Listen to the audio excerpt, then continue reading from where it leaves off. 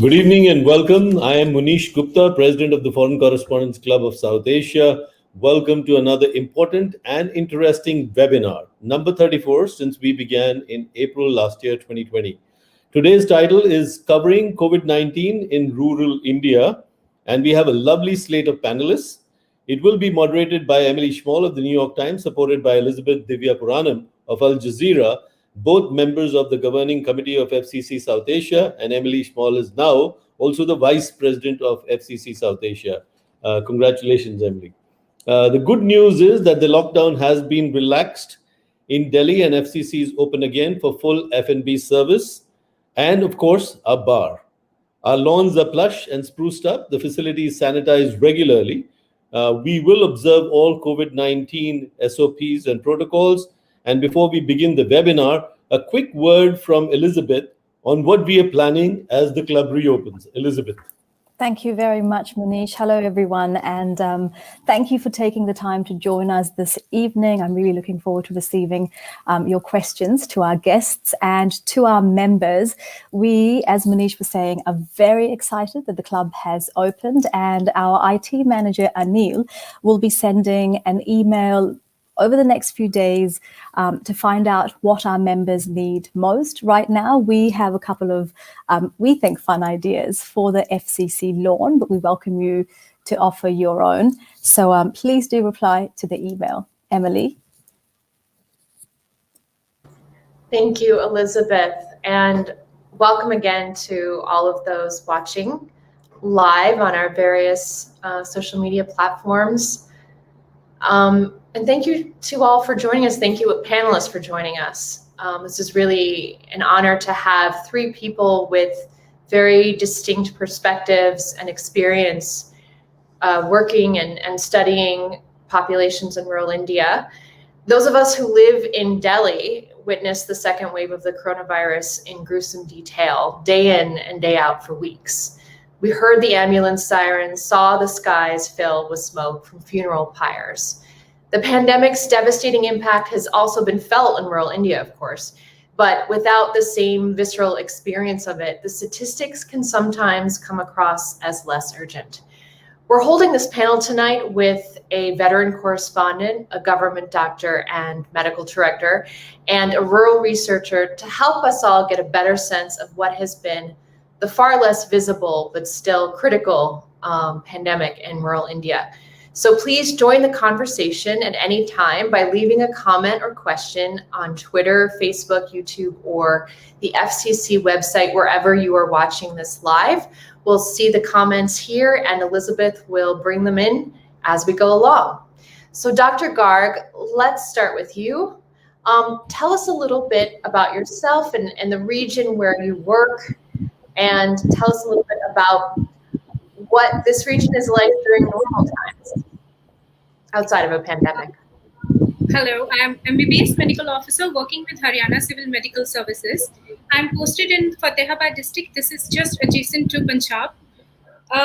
Yes, experience for COVID-19, especially in the second wave in the rural India, has been quite different. We have had way more cases than first wave. As many cases we had in the first wave, we have had almost double the number of cases in just a span of 2 months. So the experience working with COVID in the second wave has been very crucial as well in understanding our entire field. And especially when the vaccination started, it has been entirely different. So you're responsible for, I think, 16 villages.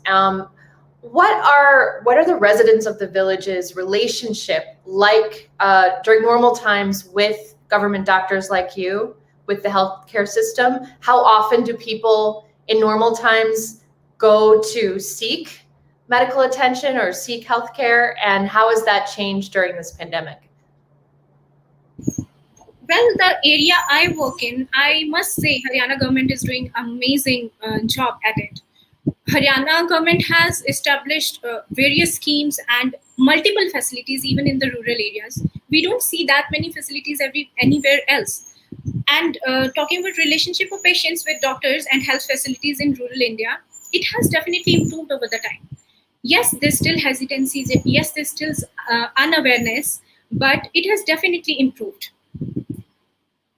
So tell us what that's like. I mean, when you are going out to communicate to people that there is this very infectious disease and you have to go and do contact tracing and testing and sometimes isolating, how do you communicate that to the people so that they take it seriously and follow COVID protocol? I must say it's not that easy. It's not that easy as working in metro cities and cities as well. People still are a bit reluctant in some parts. It is very difficult to persuade them at certain points for certain things. But since the second wave spread and we have had few casualties, there have been areas where people have agreed to understand. They have been able to understand the intensity of the pandemic. But yes, I'll not deny that we still had a bit of reluctance, and it was difficult for us to persuade people for contact tracing and come up with good history, because it is very important for us to have history of a patient. And there have been instances where we have not been able to home isolate patients because they did not agree to us. There have been instances where while sampling, they would give us wrong details about themselves and we have not been able to track the patient. But overall, it's not that difficult. There has been improvement also in the second wave. There were the asymptomatic cases, especially in the first wave. People would take it lightly, but in the second wave, you would see definitely most of the patients had symptoms. So yes, there was a bit of understanding regarding it.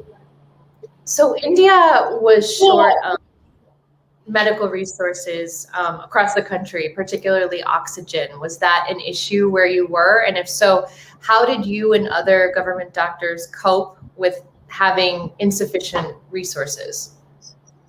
Emily, one thing I must mention here, rural areas did get a bit of time.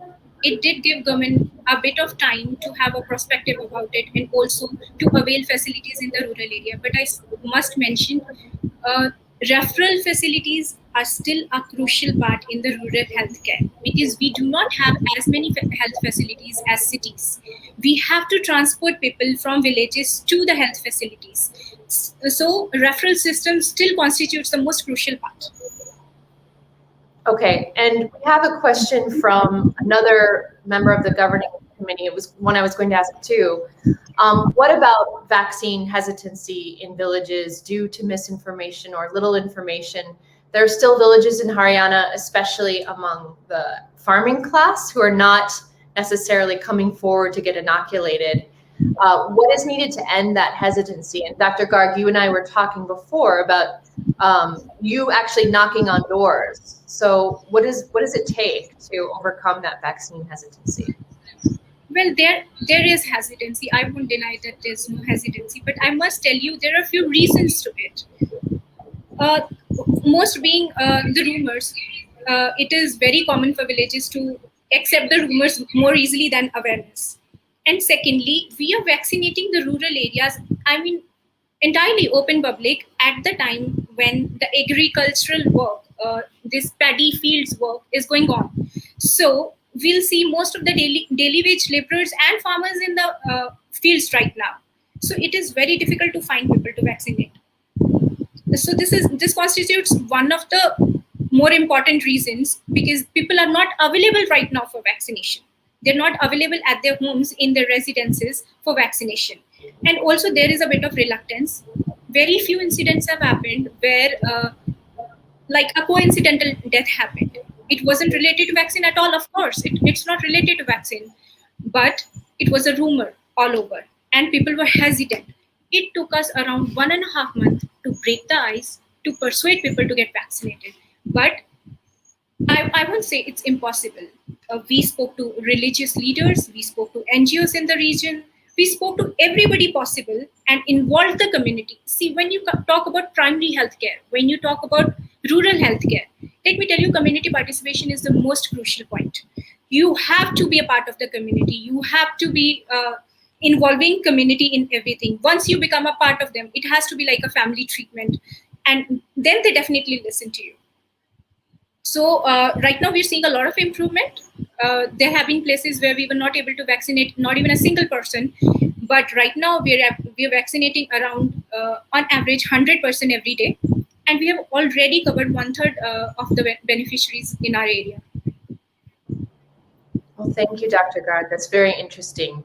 I want to move to TRIPTI now, please, who recently went on a reporting trip through Uttar Pradesh and Haryana.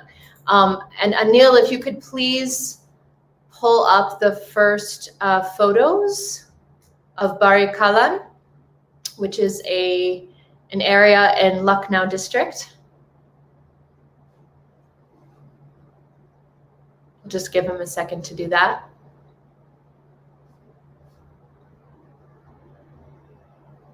Great, thank you. Well, TRIPTI, welcome again. Thank you so much for joining us.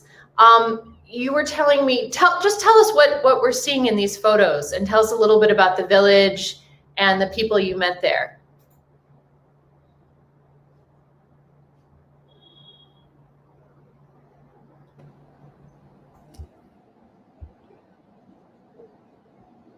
TRIPTI, you have to.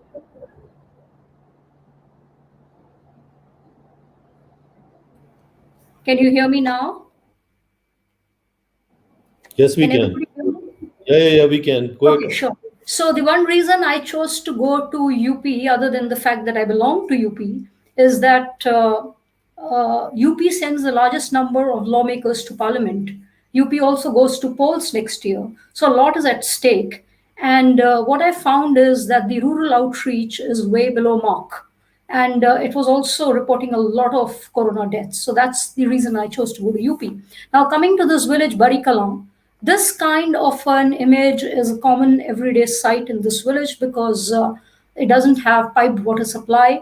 Villagers have to go to these kind of tanks, which are about more than half a dozen across the village, and they have to fill buckets as per their needs. Now, the civic infrastructure is really bad. Nearly 1/4 of the village has no electricity, and there have been 20 COVID cases, but no vaccination and no testing so far. Okay. And what was the status of the healthcare infrastructure that you saw? I mean, give us a sense of what people do when they fall this village. Barikala is, I'll refer to my notes because as journalists, we are so used to referring to our notes. Can't remember everything. So allow me to read it out. So I visited this village last month, and Barikala is barely 17 kilometers from the seat of power in BJP ruled Uttar Pradesh, as you know. It's near a locality called Balaganj in Lucknow. And as I said, there's no vaccination camp till date. It has a population of more than 1,500. It has reported nearly 20 COVID-19 deaths, but only family members of those who tested positive have been tested so far. And most of the people in this village are very scared of their fate in the absence of a dispensary and basic healthcare infrastructure. And I also found that the villagers were not following COVID appropriate behavior. They were not wearing masks and were rather casual about it. So I met this guy who's a 25-year-old class 9 dropout who earns a living by cutting tiles in a shop in Barabanki, 40 kilometers away. He says that the government really needs to, his name is Pradeep Rawat, and he says the government really needs to create awareness, provide testing facilities, and hold vaccination camps. And when I called him this morning to see if anything had changed from the time I visited the village about a month back, nothing had really changed. The nearest hospital from this village is a private medical college, which is about 5 kilometers away, which villagers cannot afford. The nearest government hospital is also some distance. As Dr. Garg said, that referrals are a big and indispensable part of rural healthcare infrastructure. And apart from this, development is really way below the mark, contrary to what the UP government has been telling us and claiming all along, and what we've been hearing in Modi ji's rallies about the development plank. Thank you. Well, we'll return to UP in a bit, but I want to ask you about Haryana, and specifically to Janali village. And if Anil could please show the first photo.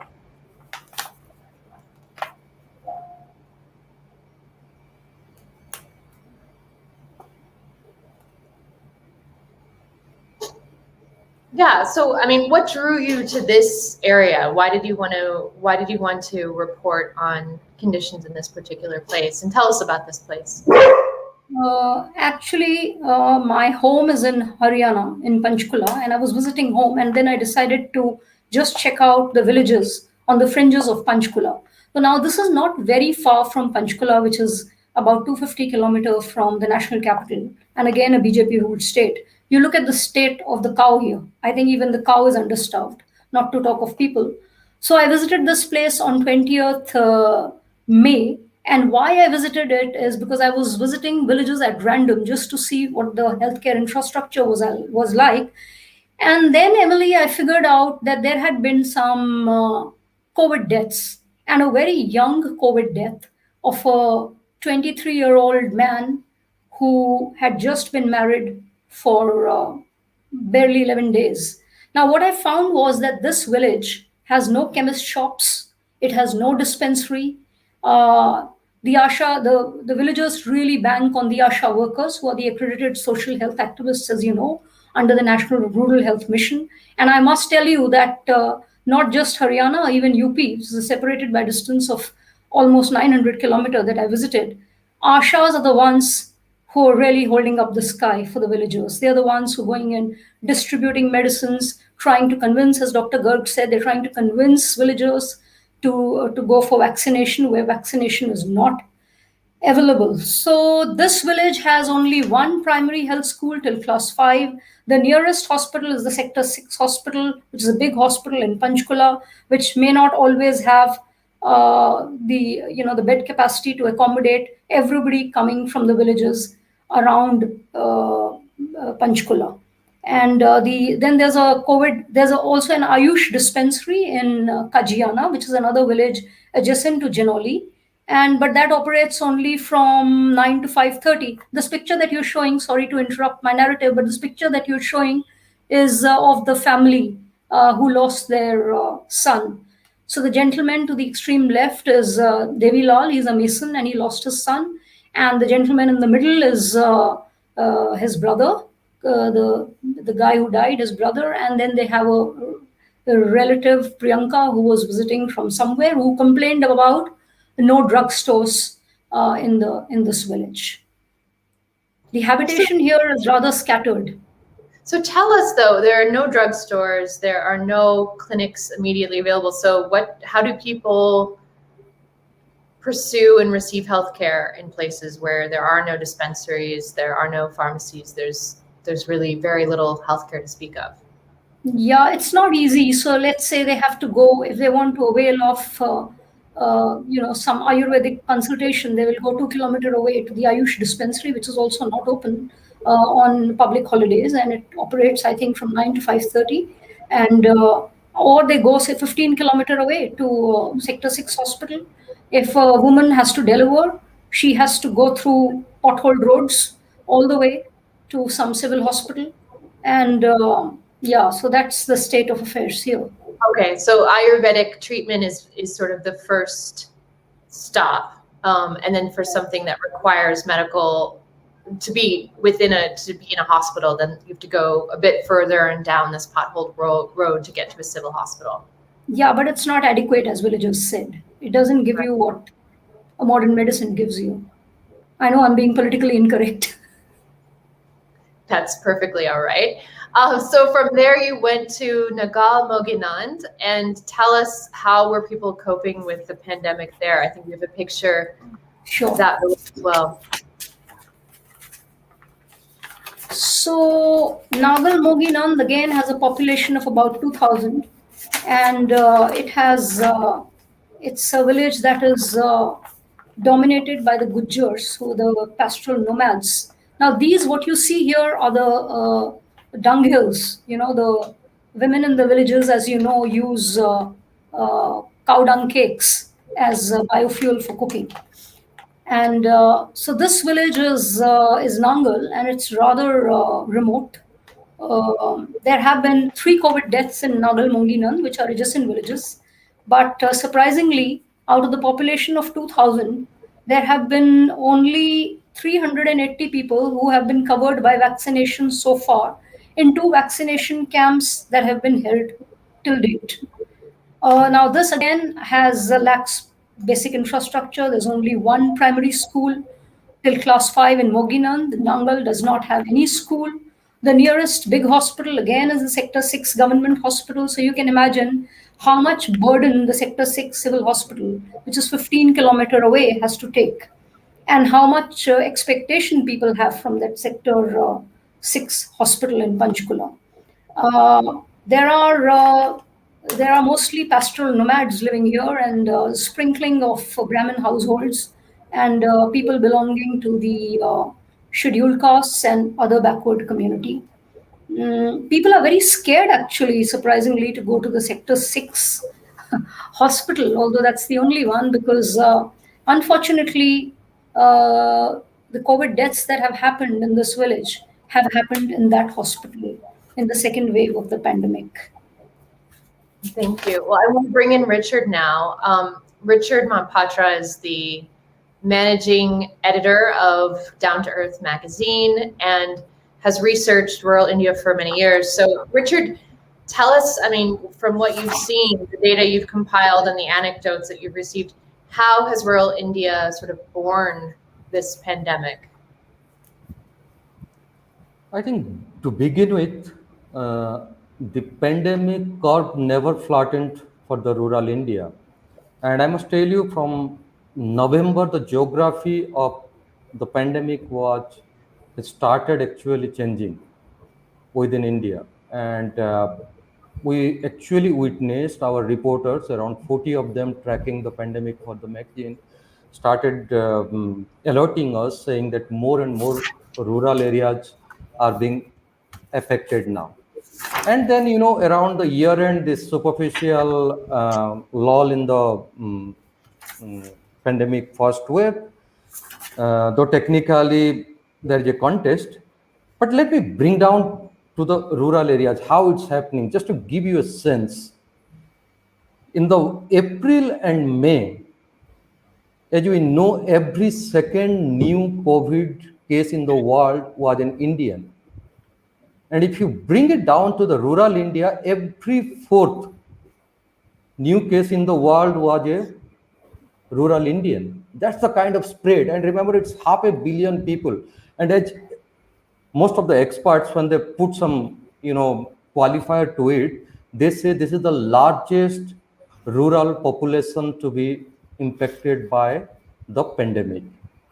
And now coming back to India, the current situations, even I'm not talking about this fortnight of June, but the April and May. In April, rural India was having less cases than the urban India. But the number of deaths was higher in the rural areas. Now come to May. In May, actually, rural India had more cases than urban areas and more deaths as well. So what does it mean? In the April, when more deaths were happening and the number of new cases was lesser than the urban area, it basically meant that more rural people were dying, and we know the regions and all these things. I'll just give you, we started some things like, say that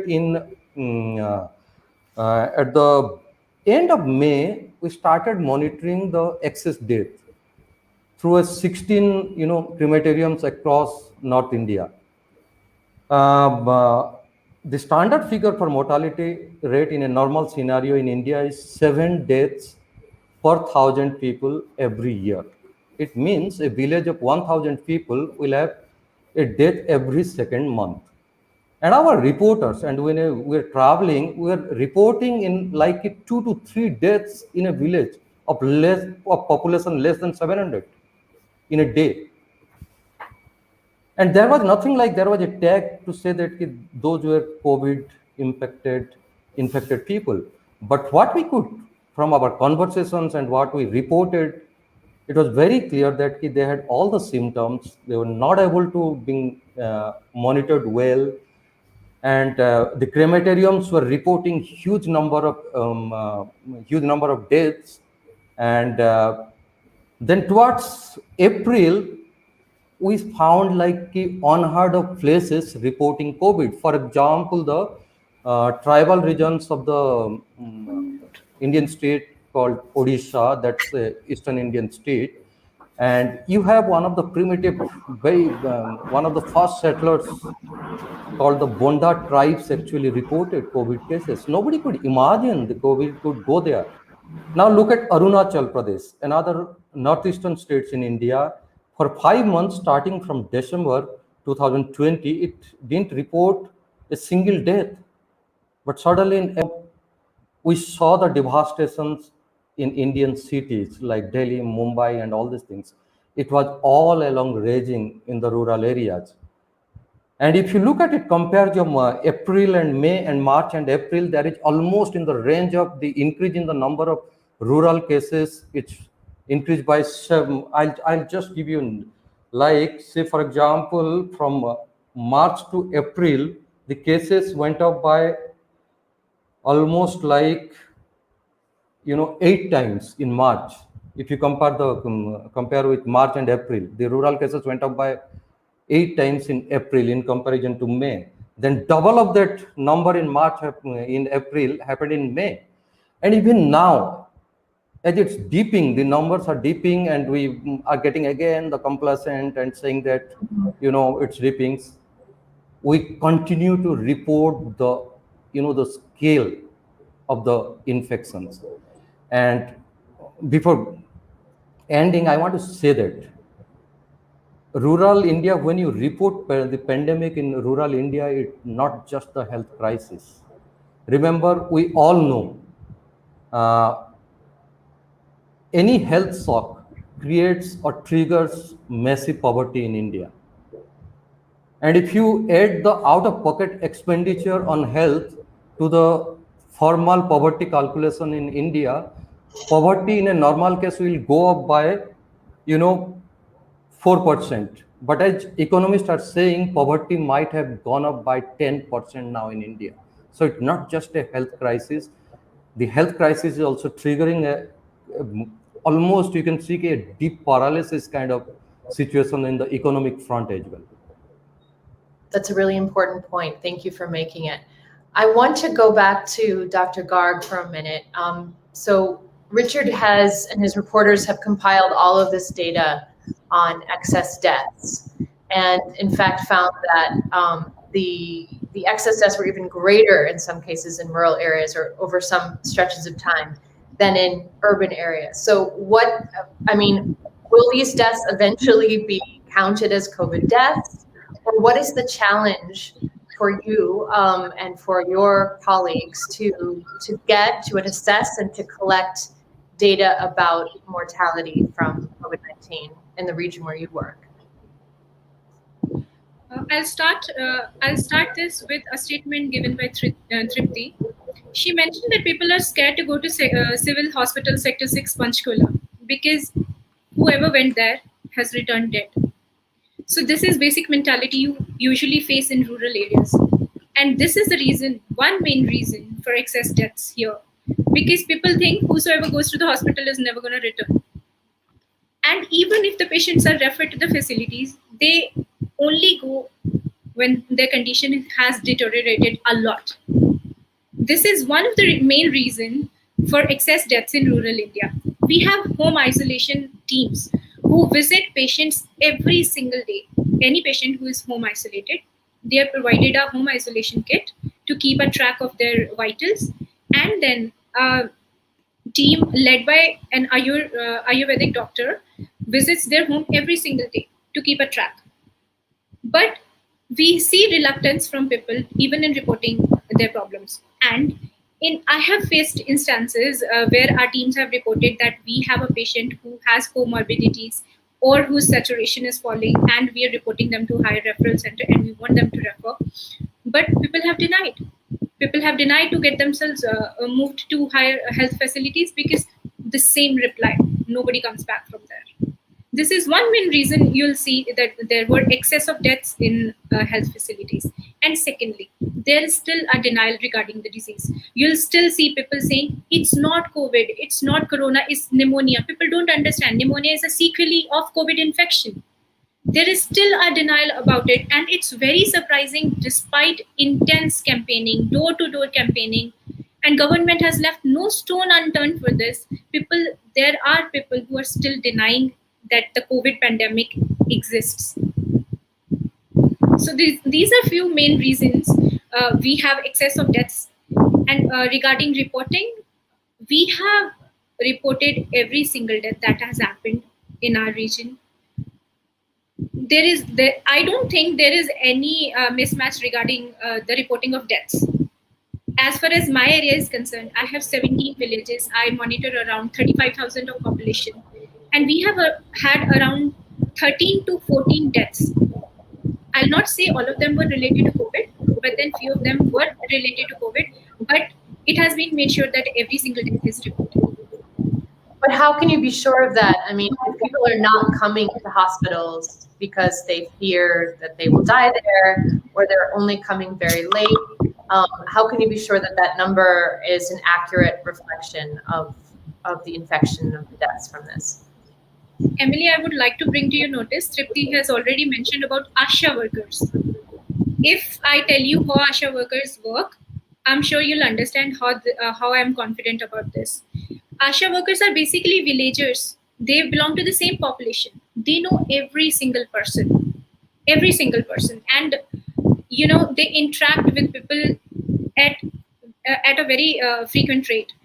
They know about everybody's person. They keep a track of everyone's health in their neighborhood, and also they take help from everybody in the neighborhood to know what is going on.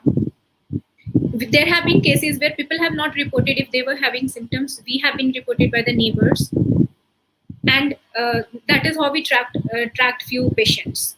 Yes, I'm sure I won't say that 100% of the record has been possible, but I'm telling you, ASHAs have played a very crucial role in this. Okay, thank you for making that point. Tripti, I think you wanted to bring something up. You're muted.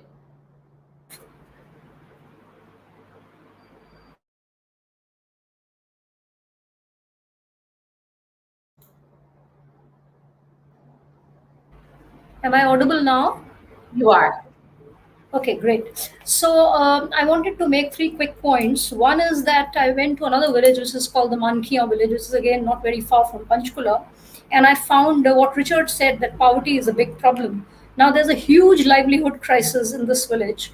And even people who have done their post-graduation are not able to find jobs. So for them, the livelihood crisis comes first. And when you talk to them about Corona, they say that first we need to eat, otherwise we'll die anyway. So this is one thing. The other thing I wanted to tell you is that when our doctor friend talks of hesitation among villagers to avail of vaccination, I would like to say that the new initiative by the Ministry of Minority Affairs is very welcome, but it has come in too late. So there's an initiative which says "Jaan hai to jahan hai." So if you're alive, it means if you're alive, you have the world before you.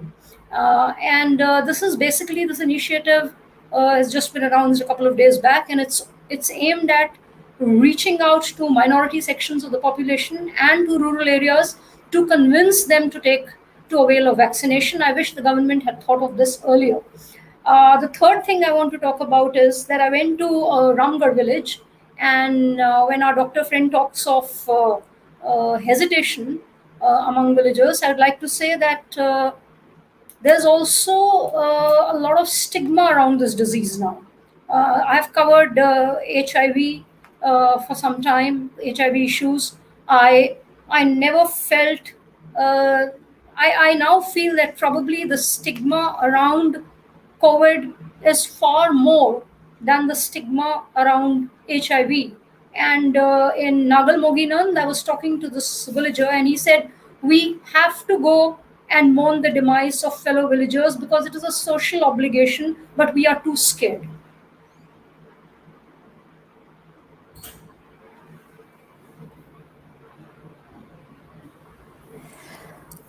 Tripti, thank you for your points. I wanted to ask you because I've been hearing you talk about what you saw, and I also remember hearing from you about a month ago when you were there, and you were saying that the anger against the government was palpable because of its handling. Because you are a veteran journalist and you are so experienced, I want to ask you, how that anger that you saw compares to perhaps other times in the past. And I don't generally like to ask people to, journalists especially, to get out their crystal ball. But do you think that this could have a political impact, given especially, the elections in UP are just next year? Well, Elizabeth, I'm glad you asked this question, but if I were to answer it very candidly, I don't know if I'll be alive for the next panel discussion if you were to call me. So, what I heard from people in Dafarpur village in Punjab, which is absolutely very close to a Haryana village, is that is something very extreme. I met a Sikh guy who said that if Modi were to come to our village, he will not go back.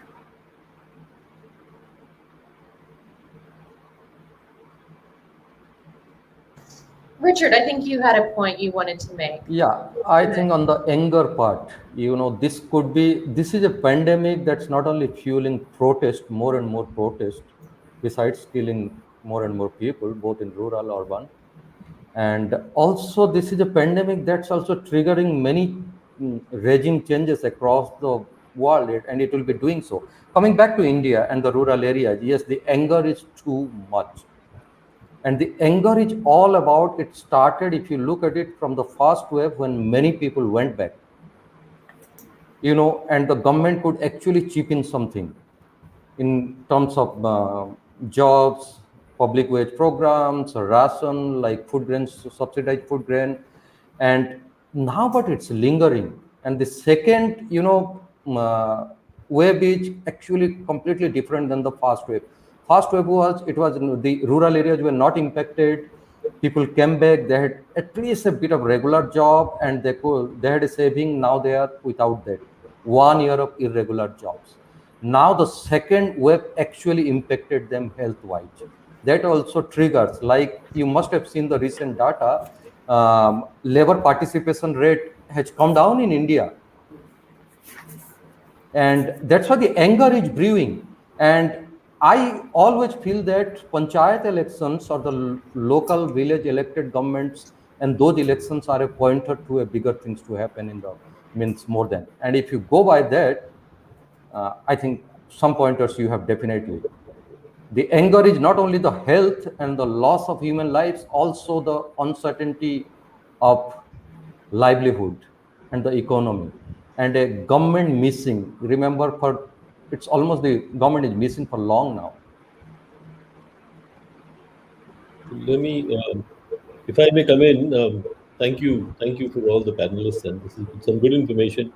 But I'd like to start with Dr. Shilpa Garg first and ask her that healthcare infrastructure in India has always been short of any other comparable example in the world. What has changed? Has it changed at all for the better? And isn't the problem, as you see it, and as I heard Tripti talk about it, and Richard, the biggest problem that India faces right now, or the countries like India, is awareness and behavioral change. So what is being done about that? Is that become a lesson during this pandemic, and are governments, waking up to that and doing something about it? As far as facilities are concerned, there is definitely an improvement. After Delhi faced crisis, after all the urban areas faced crisis, I mentioned earlier also that rural areas got a bit of time to prepare for the same. I know this might sound absurd, like how did they prepare in such a short time? But I think we faced crisis or a bit of shortage of oxygen for around max of 7 days, 7 to 10 days. After that, we have already got oxygen plants constructed. We have already have enough supply of oxygen concentrators and cylinders. We have not faced shortage after that. Max to max 7 to 10 days. I'm talking about my district where I work. regarding awareness, Manish, trust me when I say this, door to door people have been made aware, door to door, because I'm a person who works very actively in the field. I don't leave it up to my employees. I go out with them and observe what's going on. I understand their problems. I sit and talk to them. uh, there was a lot of hesitancy regarding vaccination. There was a lot of rumors about disease. As Tripti and Richard mentioned, you guys talking about political aspects, definitely I'll not jump into that. But let me tell you one small point here. Right now, even political parties are helping us organize vaccination camps, and we're succeeding. We are vaccinating. Let me give you a very small point. My district vaccinated around 9,000 people yesterday. If you're aware, it was mega vaccination day yesterday in Haryana. We vaccinated 9,000 people in one single day. So this is for 100 villages in one part of the district. On overall, the district vaccinated around 20,000 people. So I think that's quite a good score. There is, yes, things have changed. Things have definitely changed. Let me give you a very small example. I used to work in Punjab health system around 3 years back. I see a lot of difference. I have worked in rural areas there also, and I've worked here also. As situation explained around Panchkula by Tripti, it comes to me very surprising, because Panchkula is our district. Sorry, it's our headquarter. I mean, it's well equipped. There's every facility available, and it's very surprising that villages around it are not that well equipped as of now. In my district, we have facilities in every small village. I don't say we have hospitals, but we have sub centers. Those sub centers have ANMs and multi-purpose health workers. But even they can, they know which patient to refer. Even they are in great communication with us, and we keep track of every single patient. Right now, I have 23 patients in home isolation. I have record of every single patient, and we are keeping a track of their vitals. And if we have to refer the patient, we keep our ambulances ready, and they're referred as early as possible. So I really don't understand why is there such a huge gap in different parts. I have one little question to Richard. Richard, you mentioned rightly that this pandemic beyond the health crisis is creating a financial, it's creating a poverty crisis for the poor people, and it has reached the hinterlands of India with the tribal population. So going forward, we've seen the first wave, whether you call it the second wave or third. In some cases, people were calling it the fourth wave. What do you see going forward is the main problem? I mean, are we going to fight getting vaccines out to people or poverty of the people? What is your priority? What would you say should be the priority? So just to answer it from the what we have been hearing about, first on the poverty, the pandemic struck India at a time when the economic growth was lowest in a decade. Then it came, and the pandemic has disproportionately impacted the rural economy. Remember, agriculture is the only sector which is growing now well and has been giving. But rural economy, it's just 30% of the rural economy is agriculture. Others are basically the non-farm activities, which the pandemic has impacted the most due to the lockdowns and all these things. The second part of it, if you look at it, people have actually exhausted their saving. 1 year of irregular income, the agriculture not giving you back much, though you have a bumper harvest, the term of trade is not things. So you are not basically getting into that. Now what's happening, India for the first time in many decades is back into the mass poverty level. Remember, India was the fastest poverty reducing country. In just 1 year, it has added the maximum number of poor. So the first things, I think, in the immediate future also, livelihood crisis and the economic crisis will be that's a big one. Second, vaccination is a mitigation program. It should be done. I think that will continue. It can give you certain sense of protection, and various vaccines are also coming, and government is finally doing that. I think the free vaccination is fantastic, but besides that, I think the bigger crisis is the economic, or you can call it the deep paralysis.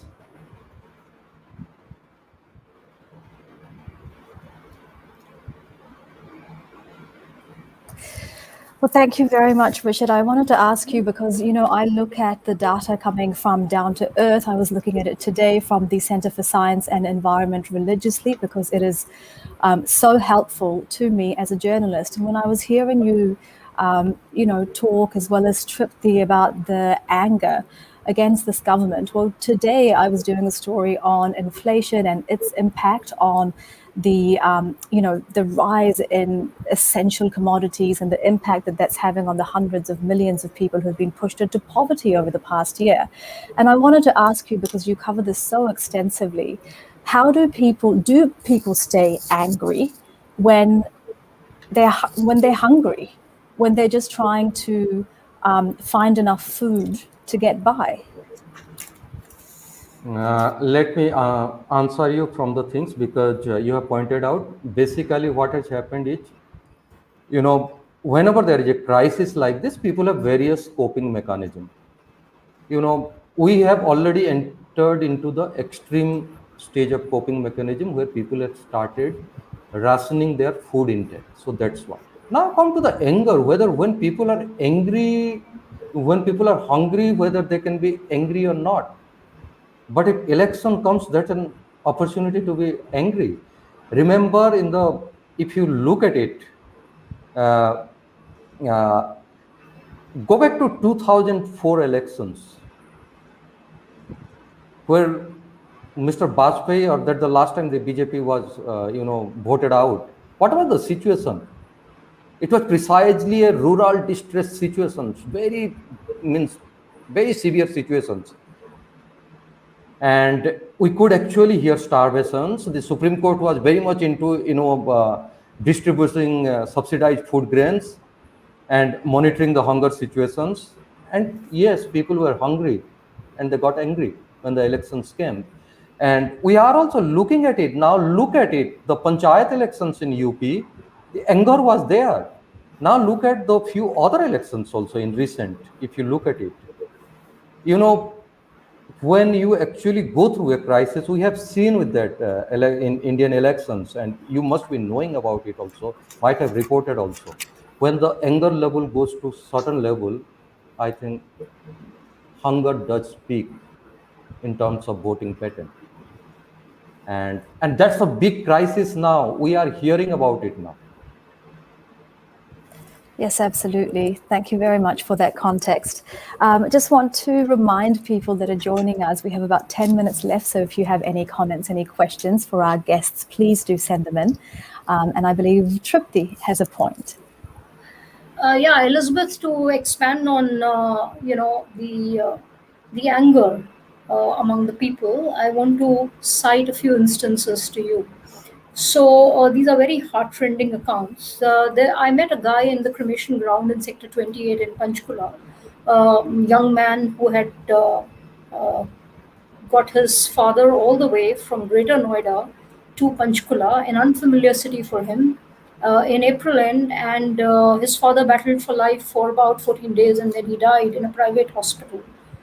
So the point that I'm trying to make is that in the entire National Capital Region, where you have the seat of power in Delhi, there was no hospital available, and obviously no bed for his father, so he had to take him 300 kilometers away. Likewise, I spoke to a guy from Jankipuram in Lucknow. Jankipuram had a lot of COVID cases. He took his parents all the way from Lucknow to Alwar, a distance of 530 kilometers, organizing an ambulance, and not everybody has the means to pay through their nose. So these are two instances I'd like to tell you. Then there's also a very, very moving account of a cycle repair guy, Amit Kumar, who's from Pehremau in Raebareli district. And his, again in BJP ruled UP, his mother was very sick, and he The family traveled for almost 20 kilometer in night curfew and lockdown looking for an oximeter, which is very basic. And then they went to a hospital because she was breathless, and the hospital fleeced them of about 10,000 rupees for 1.5 hours of oxygen on the way.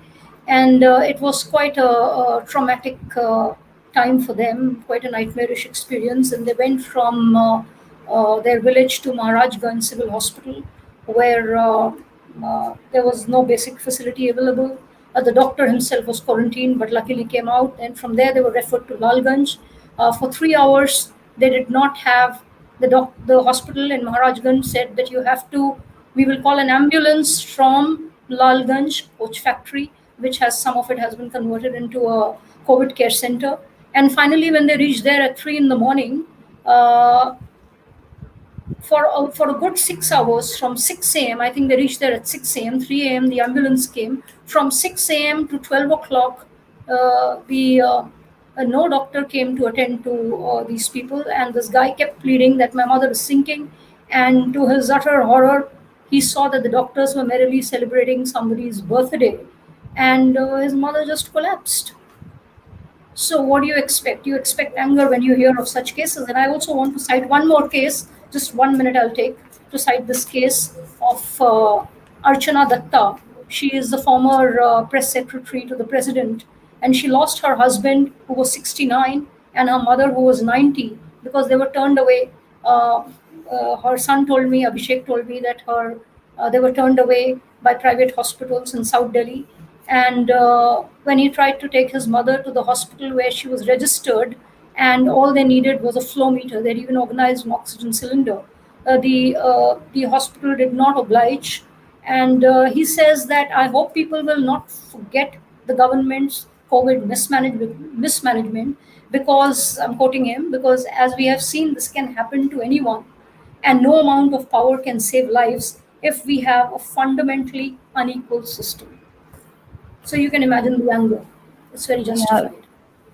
And Tripti, thank you for sharing each and every single one of those stories, because each and every single one of them is someone's personal experience, and, you know, often tragic experience of dealing with this virus. So thank you.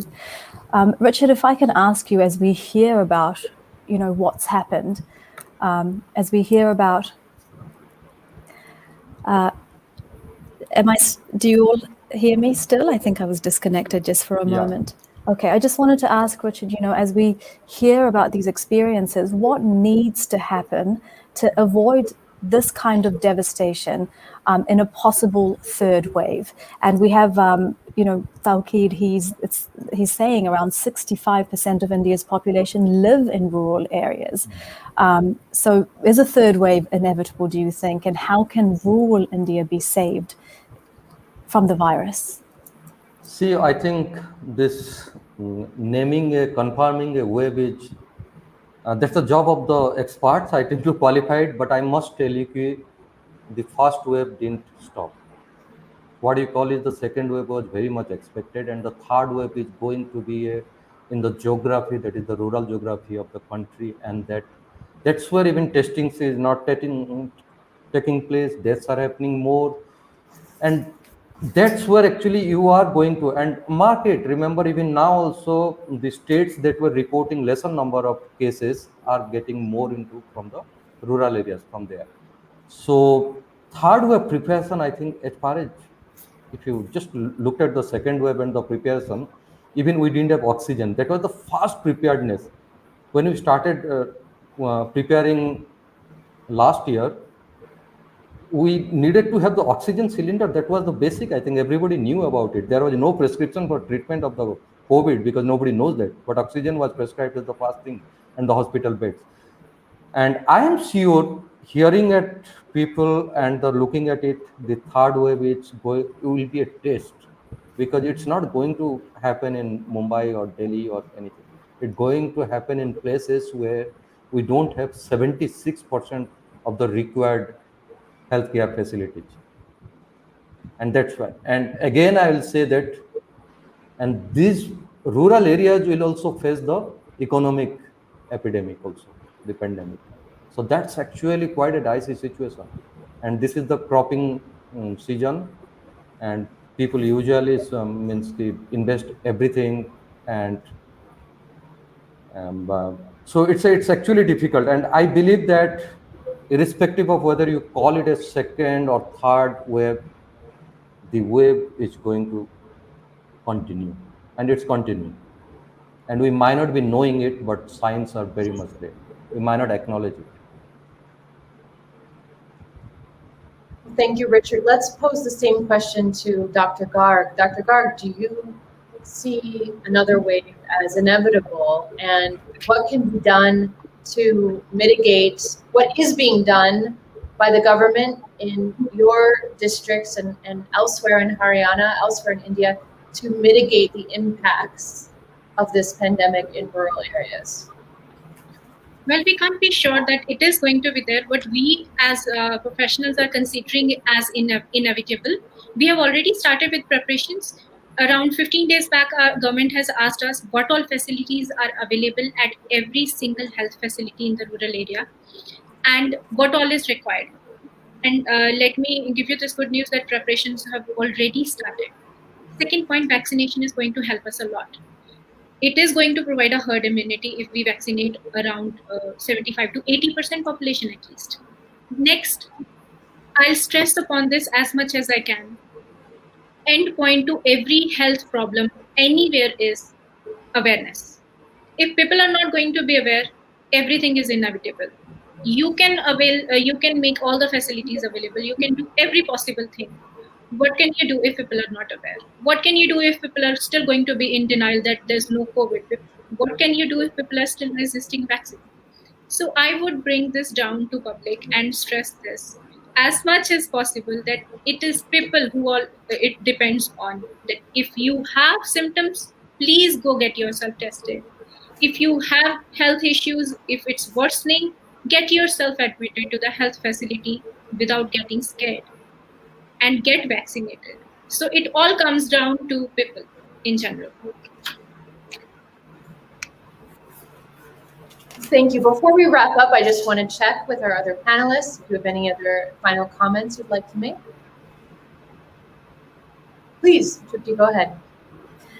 I think it's very important for the government to go in for surprise inspections in COVID centers to actually see what's going on. Because what I heard from more than one person is that the COVID center in Lalganj in Raebareli is nothing less than a cremation ground. People are lying on the floors, there are no beds, and the doctors are so scared of catching the disease that they don't even step out of their cabins. Thanks, TRIPTI. Richard, yes. Yeah, I just want to flag up one thing. When the last year we started preparing for it, many states I think took the preparation seriously. They put in extra infrastructure, temporary care center, hospital beds, and everything. And the number didn't pick up, and within 3 to 4 months, 60% of the infrastructure created, its preparations were dismantled. And hopefully, this year also, as I think experts are saying, and that is 6 to 8 weeks, or you can say 3 months, hopefully they don't do that. And that's a big lesson, I think. Otherwise, many of the states which struggled with oxygen and hospital beds, they did actually put in place last year. And they dismantled it. Let us all hope that the lessons learned from the first and second waves will be heeded both at a personal level and at an institutional and government level. Well, unfortunately we've run out of time, so I just want to thank all of our panelists. This has been a fascinating conversation and so critical to really get a sense of what's happening away from cities. And Dr. Garg, thank you so much for making time for your practice. Dr. Mahapatra, thank you so much. Mr. Mahapatra, thank you so much for all of your work, all of your diligent data collection. And TRIPTI, thank you so much for bringing us these impactful and harrowing accounts from the ground in rural UP Haryana. Manish? Well, thank you very much. It's been definitely a great discussion. We got to see the other side of the pandemic, which we haven't talked about at least here, on FCC webinars, which is the rural India. And I would tend to agree that we don't know, but some waves are inevitable because it's a large country. We don't have health infrastructure yet in place, but India is gearing up for it and must gear up for it. I think what is at stake is the health of children and youth that had not been affected so far, and the people in the rural areas. So the government and people and private sector also needs to pay attention. I agree that we should focus on awareness and behavioral change because without vaccination there is no answer to this. I don't care what facilities we make, whether we go after hunger, poverty eradication. No vaccination, people would be dead. Then, without health, as Tripti was saying, health is wealth, and we need to focus on that. But thank you again for a discussion. I must thank Emily and Elizabeth for once again taking the lead for bringing us a great discussion. I must thank Tripti, Richard, and Dr. Shilpa for an interesting talk. And we will see you soon again. Good night from FCC South Asia. Thank you, Manish and Emily, for making this happen. And thanks to everybody for joining in. Thank you very much. Thank you very much. Thank you. Lovely. Thank you. Let the broadcast now.